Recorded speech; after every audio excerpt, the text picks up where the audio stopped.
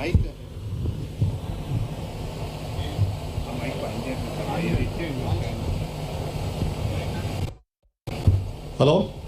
ఈ శంకరగుప్తం డ్రైన్ పొంగి వివిధ గ్రామాల రైతులు నష్టపోవడం జరిగింది సార్. ఈ నష్టాన్ని నివారించడానికి ఇక్కడికి ఇచ్చేసినటువంటి డిప్యూటీ సీఎం పవన్ కళ్యాణ్ గారికి నమస్కారాలు తెలియజేసుకుంటూ ఈ విపత్తుకి కారణం నా ఉద్దేశం ప్రకారం అండి, కరవాక నుంచి కేసరివెల్లి వరకు డ్రెడ్జింగ్ చేశారండి. అక్కడ నుంచి డ్రెడ్జింగ్ ఏ సంవత్సరం చేశారండి? 2018లో మీరు పిలవడానికి ఇది 2019 నుంచే ఎందుకు వచ్చింది? అంతకుముందు కారణాలు ఏంటారు? డ్రెడ్జింగ్ అండి నా ఉద్దేశం. అయితే డ్రెడ్జింగ్ ఇక్కడ మీ ఉద్దేశం కదా, దీనికి మీకు సైద్ధాంతికంగా మీకు అవగాహన ఉంది, అందుకని అడుగుతాను. అవునండి, అవునండి. మీరు చెప్తారా? ఒక్క నిమిషం ఆయనకి ఇవ్వండి. లేదు, ఇది మీరు అనుకోవడం కాదు, నాకు దీని మీద ఒక అవగాహనతో మాట్లాడాలి. అమ్మాయికి ఇవ్వండి, వైరిచ్చి వద్దు, ఆయనకి ఇవ్వండి మనం మాట్లాడతాను. ఆయన నేను అడిగిన దానికి సమాధానం కాదు. సార్ నమస్తే అండి, నా పేరు డాక్టర్ నాగరాజ్ యాదవ్. చెప్పండి. రీసెర్చ్ చేశాను, పిహెచ్డి సంపాదించానండి. నేనైతే ఇది ఈరోజు వచ్చింది కాదండి, 40 సంవత్సరాల నుంచి మొదలైందండి. ఇది 40 సంవత్సరాలండి. 1980 నుంచి ఇక్కడ ఓఎన్జీసీ డ్రెడ్జింగ్ స్టార్ట్ అయిందండి. దీనికి సంబంధించి ఆంధ్ర యూనివర్సిటీలో గ్రంథి వెంకటేశ్వరరావు అని సీనియర్ జియాలజీ ప్రొఫెసర్ గారు ఇసుక నేలల్లో డ్రెడ్జింగ్ చేయడం వల్ల భవిష్యత్తులో ఈ ఏరియా అంతా అప్ టు 70 కిలోమీటర్స్ వరకు మునిగిపోతుందనే ఉద్దేశంతో ఆయన తొలకరి పత్రికలో అప్పుడే ఒక 15-20 సంవత్సరాల కింద ఆర్టికల్ ఇచ్చారండి. అది క్లియర్గా కనపడుతుందండి. ఆల్రెడీ ఈ 30 సంవత్సరాల డ్రెడ్జింగ్ వల్ల సుమారు కంటికి కనపడకుండా మీటర్నర సుమారు కుంగిపోయిందండి. అందుకని నేను డ్రెడ్జింగ్కి భూమికి శంకర్ గుప్తం డ్రైన్కి ఈక్వల్ అయిపోయిందండి. మీరు చూస్తూ ఉంటే కనుక పంట పొలాలు కూడా లేదు.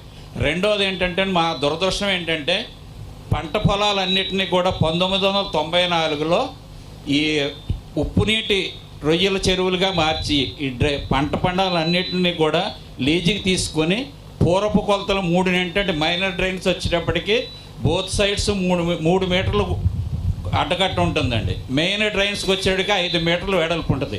మొత్తం అంతా కూడా వాళ్ళు ఏం చేశారంటే ఇక్కడ రైతుల దగ్గర తీసుకొని ఆ గట్టు అనేది లేకుండా చేసేసి మొత్తం సర్వనాశనం అయిపోయింది. మూడవది ఏంటంటే గత 15 సంవత్సరాల నుంచి కూడా సముద్ర తీర ప్రాంతంలో SCCCF సొసైటీ ఉంటుందండి. సముద్ర తీర ప్రాంతంలోని న్యాచురల్గా చాలా ఇసుక దెబ్బలు ఉండేవండి. 15 సంవత్సరాల నుంచి విచ్చలవిడిగా ఇసుక దెబ్బలను తీసేయడం జరిగింది. ఈ CCF సొసైటీ అంటే 16 సొసైటీసులు ఉంటాయండి ఇక్కడ అంతర్వేది వరకు కూడా. పర్టికులర్ ఈ కేసినపల్లి, తూర్పాలెం, గొల్లపాలెం ప్రాంతంలో ఉన్నటువంటి దగ్గరగా ప్రతి CCF సొసైటీ నుంచి కూడా విచ్చలవిడిగా ఇసుకని తరలించడం జరిగిందని దానికోసం మేము గత ప్రభుత్వంలో ఫస్ట్ స్పందనలో ఇచ్చినప్పుడు శాండ్ గ్రాబింగ్ కోసం కలెక్టర్ గారు చేసినప్పటికీ కూడా రాత్రి పగలు కూడా ఈ పార్టీ ఆ పార్టీ అని కాకుండా అందరూ కూడా యువకులందరూ కృషి చేసినప్పటికీ కూడా ఈ 3 విషయాల వల్ల జరిగిందండి. వేళ ఏంటంటే సింపుల్గా చెప్పేసేసి మూడు విషయాలు అంటే ఒకటి పోయి ఏ సమస్య రాత్రి రాదులే కానీ అడిగేది ఏంటంటే 40 సంవత్సరాల విధ్వంసం సార్. ఇప్పుడు ఈ కోనసీమ డ్రైనేజ్ వ్యవస్థ మీద మన రిటైర్డ్ ఇంజనీర్ BC రోసయ్య గారు రిపోర్ట్ ఇచ్చే వరకు నా అవగాహన ఉందా? మీకు ఐడియా ఉందా? ఒకసారి మీరు మాట్లాడండి sir. Thank you sir, thank you very much. Mike ఇవ్వడానికి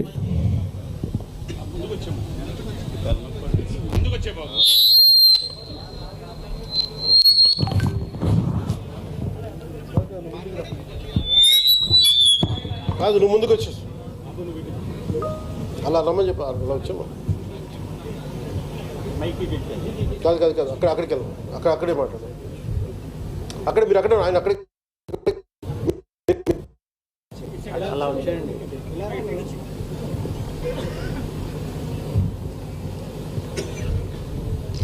sir thank you. Name is Ganababu, Shankaraguptam అండి మాది. సార్ ఇది మీరు 2014లో కూటమికి సపోర్ట్ చేయమన్నారు, మేము చేసాం. అది వదిలేసి సార్ 1 మినిట్ అక్కడ నాకు అది ఆప్ చేస్తాను. సారీ ఇది ఆపేస్తాను. మీరు సమస్య చెప్పండి. మళ్ళీ ఇదంతా పొలిటికల్ కూడా